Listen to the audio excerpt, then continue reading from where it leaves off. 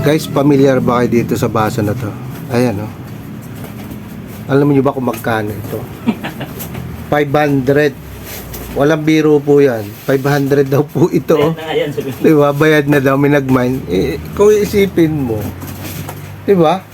Kung ako lang magkikita nito sa ano, kasi wala akong alam sa mga ganitong mag, alam ko lang mag, piniprintan ko lang mag.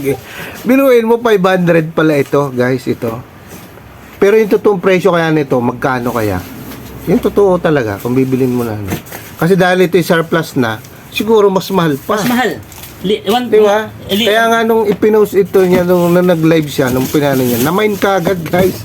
Ayan, nakita niya yung brand niya, Royal, ano ito? Royal Copenhagen. Copenhagen, ayan, Royal Copenhagen. Mahal pala ito, guys. Diba?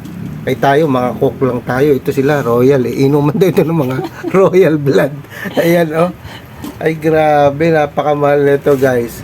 Marami pa kayong mabibili na mahal. Na mamahalin, na mabibili nyo lang ng mura. Dito kay Jungle Bolo. Ayan, guys. Ah.